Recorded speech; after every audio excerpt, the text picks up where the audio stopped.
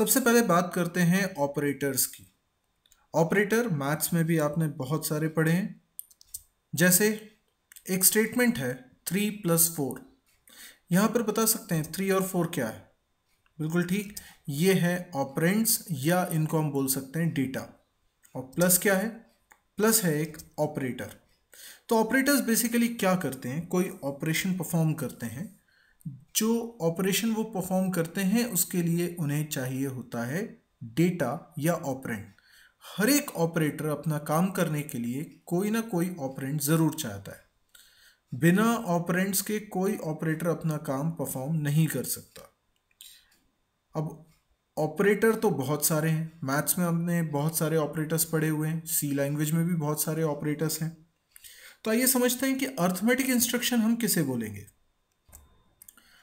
Arithmetic instruction एक ऐसी instruction है जिसकी मदद से हम डेटा का मैनिपुलेशन करते हैं, और डेटा का मैनिपुलेशन करने के लिए हमको यूज़ करने पड़ते हैं ऑपरेटर्स। तो एक ऐसी इंस्ट्रक्शन जिसमें ऑपरेटर की सहायता से डेटा का मैनिपुलेशन किया जाता है। मैनिपुलेशन मतलब कुछ हेर फेर करना। इसको हम बोलते हैं अर्थमेटिक इंस्ट्रक्शन।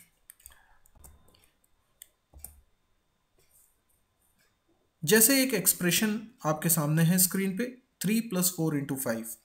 अगर मैं आपसे पूछूं कि इसका रिजल्ट क्या आएगा तो थोड़ा सोच के बताइए कि इसका आंसर क्या आएगा। हो सकता है आपका आंसर 35 आ रहा हो सकता है आपका आंसर 23 आ रहा हो। यदि आपका आंसर 35 आ रहा है तो आपने पहले 3 और 4 को ऐड किया होगा, 7 आया। 7 का मल्टीप्लाई 5 से किया तो 35 आया। जिनका आंसर 23 आ रहा है उन्होंने पहले 4 मल्टीप्लाई बाय 5 किया होगा और फिर जो रिजल्ट आया 20 उसमें 3 ऐड किया होगा। जाहिर सी बात है कि दोनों में से एक सही एक गलत। और अब आप सभी को अंदाज़ा हो गया होगा कि मैं क्या कहना चाहता हूँ। मैं कहना चाहता हूँ कि अगर एक एक्सप्रेशन में एक से ज़्यादा ऑपरेटर्स लगे होंगे तो किसी एक को पहले सॉल्व किया जाएगा। किसको पहले सॉल्व किया जाएगा इसके लिए कोई रूल होना ज़रूरी है, वरना एक ही एक्सप्रेशन के मल्टीपल इंटरप्रिटेशंस हो जाएंगे। जैसे इस एक्सप्रेशन के दो आंसर आ रहे हैं 35 और 23। लेकिन हमने मैथ्स में एक रूल पढ़ा था जिसके तहत हम जानते हैं कि मल्टीप्लाई प्लस से पहले सॉल्व होता है, और इसी कारण 23 आंसर सही है, 35 आंसर गलत है। मैथ्स में हमने पढ़ा था रूल जिसको हम बोलते हैं प्रेसिडेंस रूल, जिससे हमें पता चलता है कौन से ऑपरेटर को पहले ऑपरेट करना चाहिए। इस रूल को याद रखने के लिए हमने एक शॉर्ट ट्रिक भी बनाई थी, बॉडमास। बॉडमास का मतलब है bracket of division, multiplication, addition, subtraction. यानी ये शॉर्ट फॉर्म है ऑपरेटर्स के।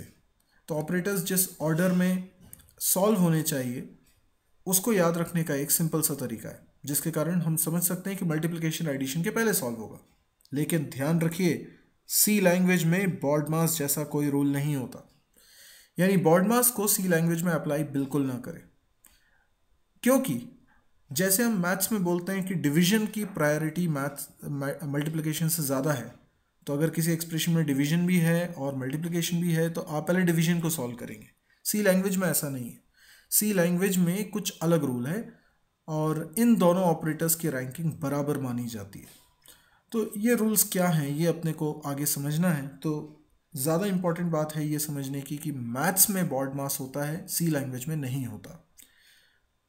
सी लैंग्वेज में ऑपरेटर्स की संख्या भी काफ़ी ज़्यादा है, और इतने सारे ऑपरेटर्स का प्रेसिडेंस रूल याद रखना कोई आसान बात नहीं है। और इसी काम को थोड़ा सिंपल करने के लिए मैंने यहाँ पर कुछ कैटेगरीज बनाई हुई हैं। तो हमने जितने भी ऑपरेटर सी लैंग्वेज में हैं उनको उनके बिहेवियर के आधार पे ग्रुप किया हुआ है। ये 7 कैटेगरीज हैं: unary operator, arithmetic operators, bitwise operators, relational operators, logical operators, conditional operator and assignment operators. आप इन्हें इसी ऑर्डर में याद रखिएगा, क्योंकि अगर किसी एक्सप्रेशन में यूनरी ऑपरेटर्स होंगे तो उनको सबसे पहले सॉल्व किया जाएगा, अर्थमेटिक ऑपरेटर्स को उसके बाद, बिटवाइज ऑपरेटर को उसके बाद, एंड सो ऑन।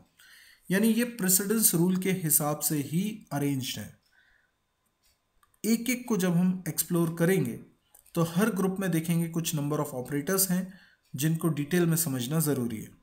ऑपरेटर्स कैसे काम करते हैं, क्या ऑपरेंड्स उसमें वैलिड होंगे, क्या रिजल्ट्स उसके इवैल्यूएट होंगे, ये सब कुछ सीखने के लिए हमें एक एक कैटेगरी के ऑपरेटर्स को समझना होगा।